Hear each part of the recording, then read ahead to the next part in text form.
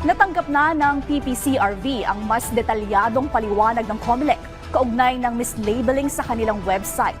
Samantala, naging karahasan at aberya sa mga ACM kabilang sa preliminary assessment ng NAMFREL para sa Hatol ng Bayan 2025. Ang detalye sa Balitang Pambansa ni Rod Lagusan ng PTV Manila.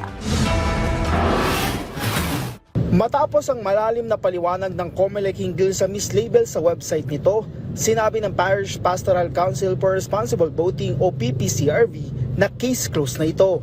Una nang sinabi ni PPCRV spokesperson Ana Singson na naobserbahan ng kanilang mga volunteer na mataas ang naikas o naiboto kumpara sa bilang ng mga rehistradong botante o maging sa aktual na bilang ng mga bumoto sa Zamboanga City at Dumaguete City sa website ng COMELEC. So the error was the data that they showed, they mislabeled it. They showed the data that was scanned when they should have shown the data that was the actual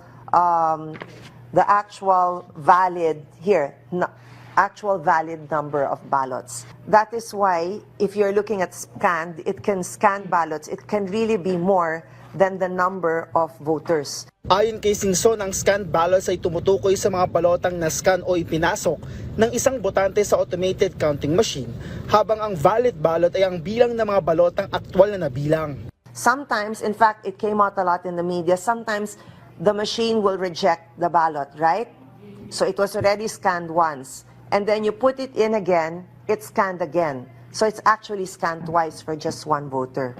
Actual ballots cast will be one per voter, and scanned ballot means one voter could actually scan it more than one time. Wala naman nakita pang discrepancy ang grupo sa isinasagawa nitong unofficial parallel count, habang dumating na rin ang unang batch ng mga physical election returns mula sa Visayas at Mindanao.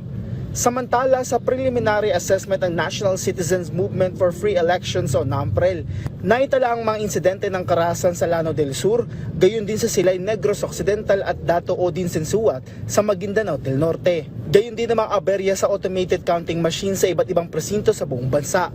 Ilang botante rin na nagsabing nagkaroon umano ng overvote sa kanilang voter-verified paper audit trail, habang may kakulangan naman sa vote secrecy sa mismong mga presinto. Sa kabila nito, kumpiyansa ang NAMFREL sa inilatag ng safeguard sa sistema ng halalan.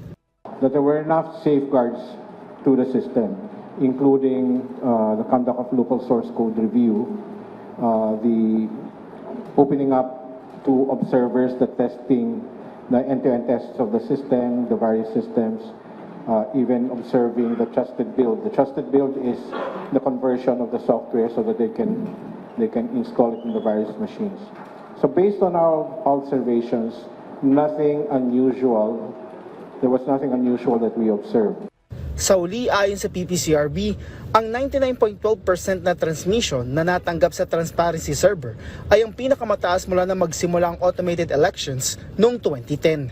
Mula sa PTV Manila, Rod Lagusad, Balitang Pambansa.